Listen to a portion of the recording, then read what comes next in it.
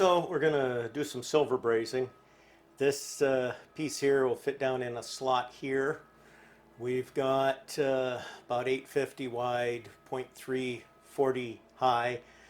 And what we want to do is we want to figure out our area that we need to cover there. We have about 5 thousandths that we're looking at for a gap. This one will be just by weight.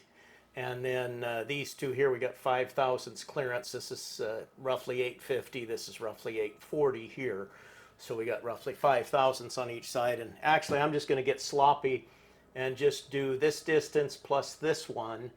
That'll give me, and then double it, because that'll give me a little bit over what I need to cover those 3 surfaces with silver. But you want to have some idea of how much volume you need to fill in your gap is what we're doing. So if we have our 0.34 plus 0.85 gives us a number, and if we multiply that by 0.01, which would be double, 2 sides at 5 thousandths each. So it would be the same as if we were doing a full cube. It should leave us a little extra silver. And then we multiply that times 7.25 inches long. And it comes up with, we need 0.0. I had a permanent marker nearby here too, worried me for a second. 0.086 inches squared. So, which is, should have been up, but whatever. It's okay. So our filler is 0.097. So 0.097 divided by 2 equals that much squared times 3.1416 equals that much, and then so we get 7. I'm going to just put it in store, but we get 0.0739-ish per inch, and then our 0.086 again divided by recall, we need 11.6 inches. So that was the thing. I mean, you can just plain put in too much, but it's no fun when the silver brazing alloy costs money. I'm using a 55% silver brazing alloy, and while you don't hardly see the stuff with cadmium, you both need to be cautious of the fumes of the cadmium a little bit, but they also hammer on it more than what I'm concerned about. When I was first started in this, everything had cadmium. And when you have the cadmium on it, you will find out that it flows out better. It works better, the alloys with cadmium, but you don't hardly see them. And this here I don't think was one of the cadmium ones. When you're using the stuff with cadmium or any of it, don't get over the top of it. If you get it too hot, you'll see a fume will come off of it. That's the alloys burning off. Usually it's silver burning off, and the cadmium will burn off too.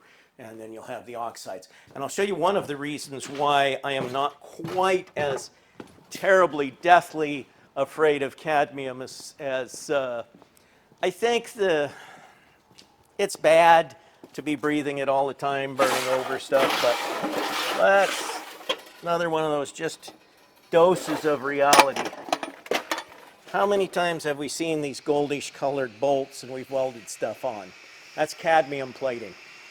You're going to get more cadmium from those than you would from playing with a small percentage of it in silver brazing. But people don't, since it's not made to be heated, they don't tell you about that. Yet no one worries about it in industry if you have a design where you're welding those all day long. The fluxes, most of the time with silver brazing. I was going to do a whole series on all kinds of different brazing. We have done a little bit of brazing here. This one I did last night. Bert wasn't here. And I don't know what they do different. The first pass I put on here was some rod, and it flowed out and just made a beautiful bead. And then I wanted to make a second bead in close on the cast iron. And it's functional for what it's for, but it was bubbling a lot on me. And I've just noticed an awful lot of times, for some reason, It was higher cost. I was pissed off when I bought it. It was a different brand than I usually use. They usually work poorly. It's usually the lowest cost of the flux coated bronze works the best. And I'll just, this one here, this is Matheson. This is the same as, this one worked good. This is Harris here. This one worked good for me. And this is the one that I paid a little more for, and I didn't buy it because it was expensive. This is a Pinnacle Alloys, and it just would not, supposed to be the same stuff, it would not quit bubbling. It was, and I'd already had a good pass on here. It was some critical stuff that I run into when I'm doing brazing, and then you just got to quit and get some different rods. Sometimes it's hit and miss. I don't know if they just don't care since it's such an old school thing. But I've had that on and off for the last 40 years that I've been using the flux coated brazing rod, over 40 years. You'll get some now and then and it'll come into your town and it's just all garbage. It just continually, it doesn't flow out, it doesn't work right, it boils by the time that you're getting it to where it will make contact with the part. I don't know. This was just wanting to have a little bit more security there. The reason I didn't silver braze this one, and that's a big thing, brazing, much like I was talking about weld fill, when you're normally brass brazing parts together, it's more of a filling process. You're putting metal in, and the silver brazing, the silver flows. It's more like a soldering. It's high temperature. In fact, they call it hard soldering is another name that they call the silver brazing. And sometimes you'll hear people talk about silver soldering, and they normally mean silver brazing. There's also silver bearing soft solder, which is normally your lead and tin alloys, and they put a fair amount of silver in some of those. It normally doesn't improve the action, it just improves the cost, from what I've seen anyway. But on the silver brazing, it makes a big difference in what it does, and it's very strong. And we're repairing the piece that I was complaining the other day about having made a boo-boo and ruined it, and it will be okay. We're going to braze in another piece of cast iron. The fluxes, there is the white flux that you see all the time, and the white flux, most part good. They are claiming on this right here, this is Harris Black, and they're claiming on the can, I really hadn't read the can before, it says that it's for higher temperature, or for high temperature. Where did it say? Black high temp brazing. Let's see. This is Wolverine. It doesn't say what kind of temperature. But in the manuals to deal with these, and they're water-based. After they set a while, you've got to remix them. So I had stuff to brush in before we started filming, but I hadn't really mixed it yet. If they get too dried out, just add some more water. It's not critical. Just get a reasonable consistency. And the black, anyway, the thing with the black is it will combat more corrosion and oxidization out of the air. It will allow you to spend more time heating the part without having problems. Where the white, okay, I'm going to just leave that in the bottle. Didn't have one in it before. It's okay. We'll just do that. But the, yeah, we don't need it on two sides. But the white, you'll find if it's a part that takes a long time to heat up, you will find that you, sometimes it won't work. And what'll happen, it's just like this, this dirt that's on here, this corroded, you want to clean that off. And, yeah. Did I say 11.6?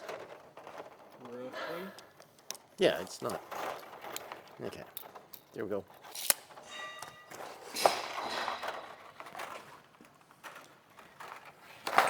I bought this stuff when it was less expensive. And you want to clean it. You don't want this ugly, nasty, oxidized on here, because that's just oxides that will be making it hard for things to stick. It'll try and float out. it's got to float out to the end of the joint instead of being able to join. And I had already cleaned the joint with carburetor cleaner, which is one of the nice ones to use. Brake clean sometimes has a little bit of fumes that I don't like around welding and stuff, but sometimes I'll use it too. It takes a little longer to dry off. A lot of times we will also we'll smash it flat so it fits into a joint well. In this case, smashing it flat for a little joint, we just hit it with a hammer and smash it down, is not that much of an advantage right now because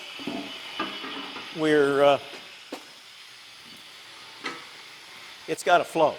In this case, it has to flow up. It has to, just about empty. Boom. Put this away from the fire. It has to flow up. So since it has to flow up,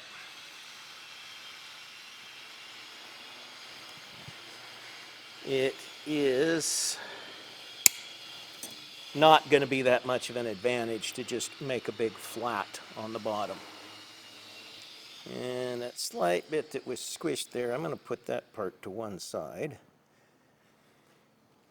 And then we will put our block in there.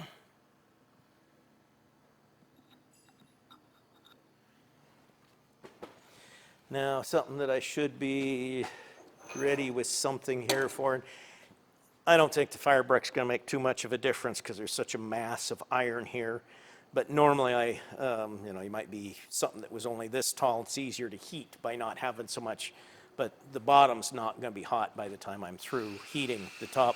You need something, sometimes you get this on there, it'll start boating. It'll be, because it floats a little, it'll go to one side or the other. And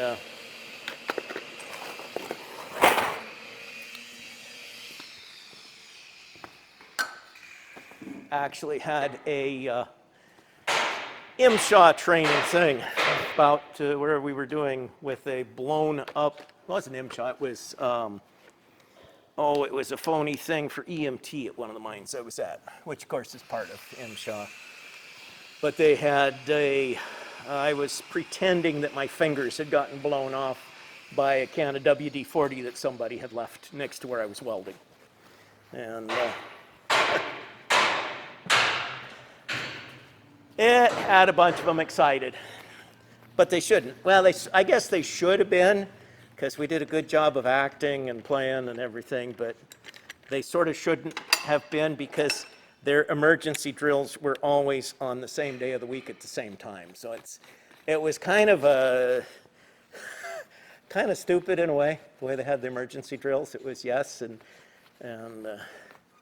I told them one thing when we were all done, because a couple of them were really surprised that my fingers were not actually missing, because I wouldn't let them look at it once I told them that they'd gotten blown off.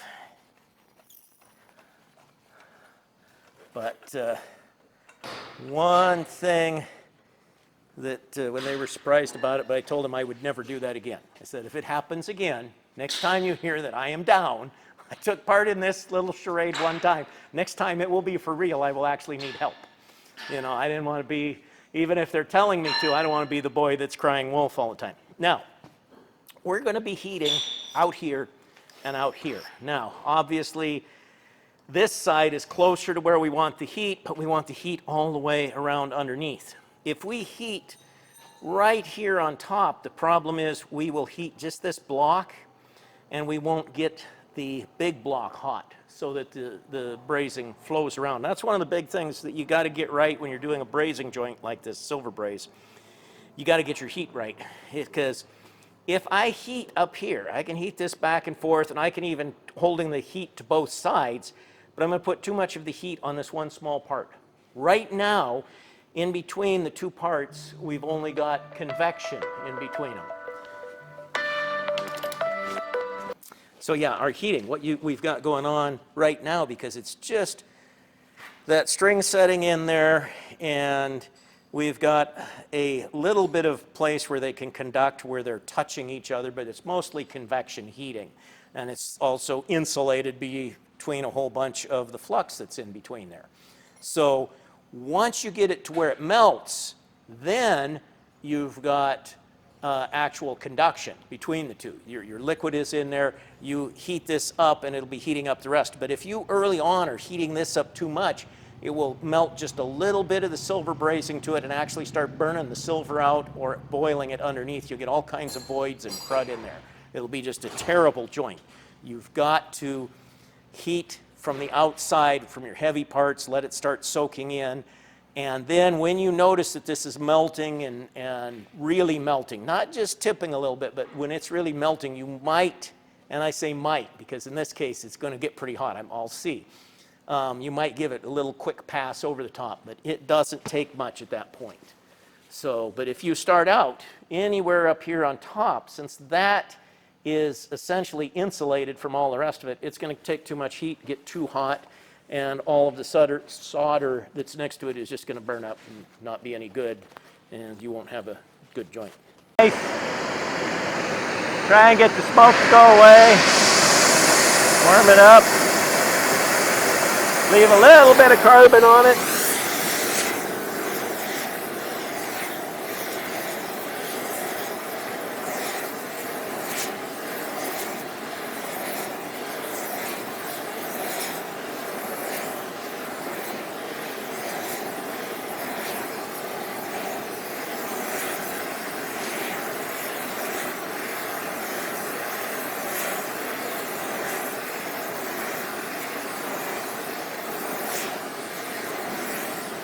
I'm staying more on this one side to start with because it's further away from the joint, thicker, just more to heat up. So I'm going to start here before I even heat the other side from the outside even.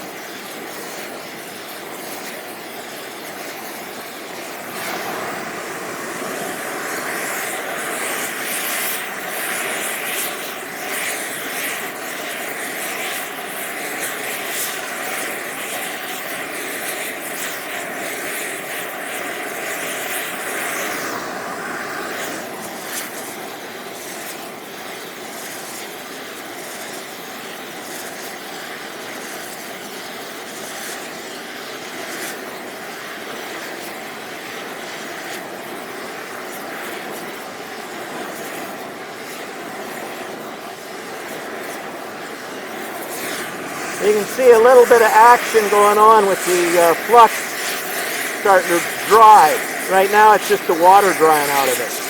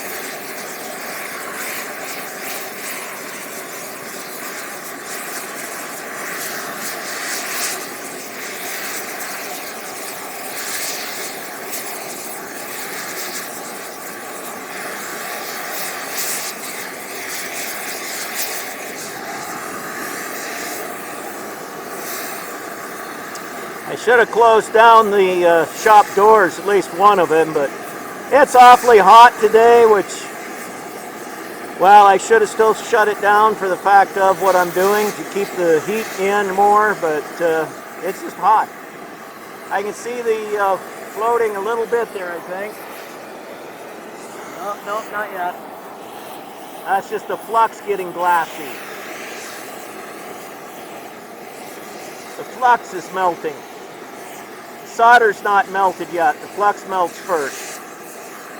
You can see it first where it dried out, and then after it dries out, then it melts and runs around again.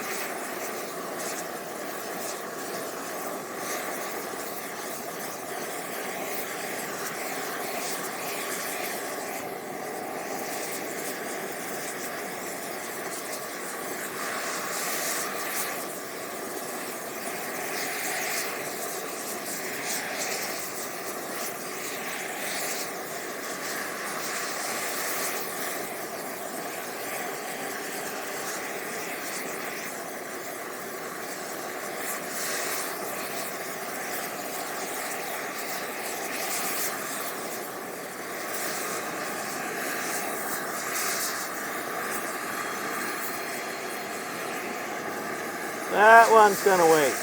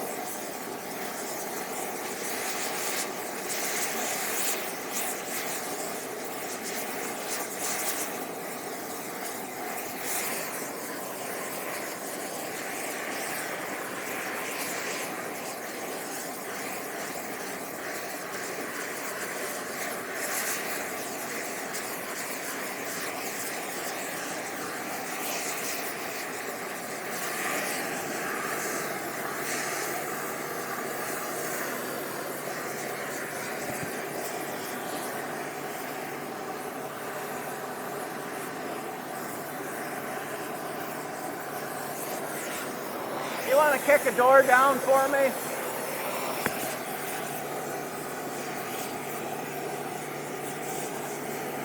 I do feel a little breeze through. While it's nice, we don't really want it.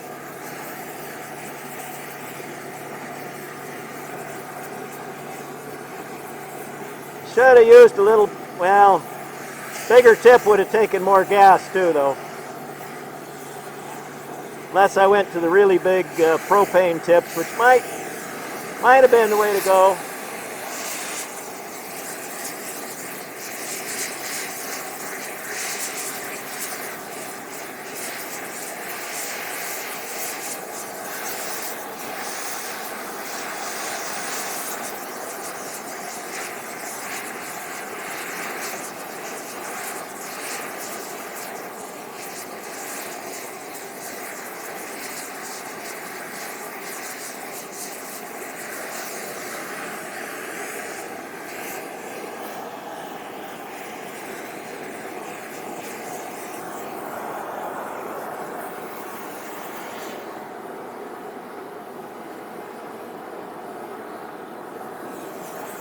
Notice that the flame is going down just a little bit.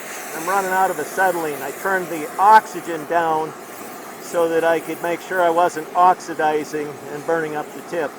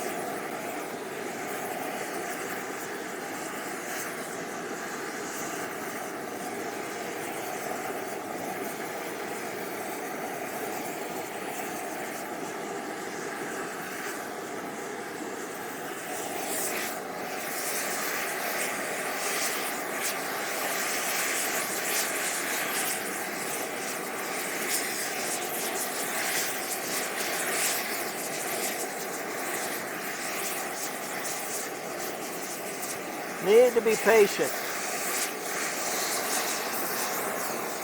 Pretty easy to want to just swipe some heat across that key right in the middle there, and then you burn it up.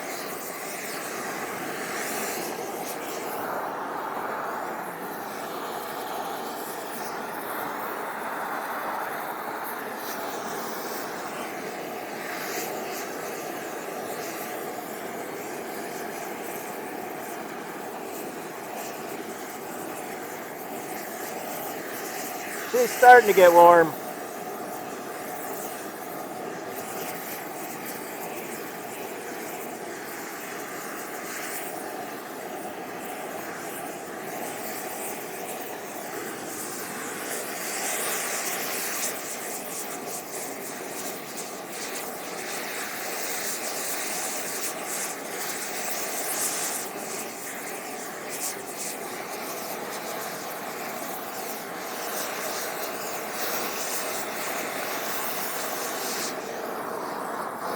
Oh, there she dropped down.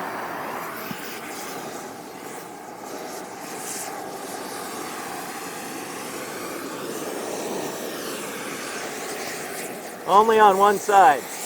Other side needs a little more outside yet.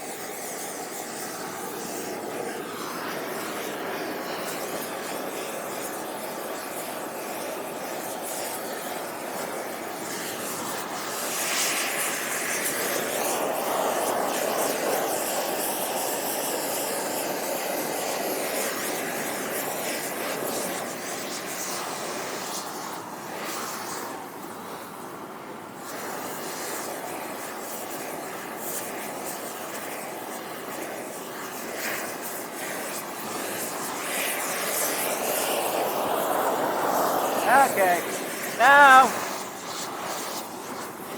give it a little bit on the top. You can see where the silver came around the sides here.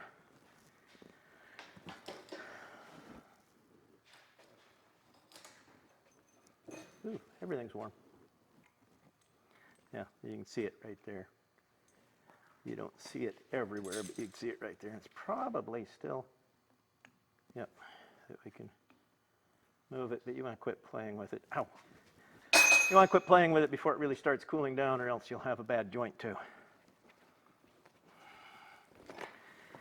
So that is silver brazing, where you're flowing.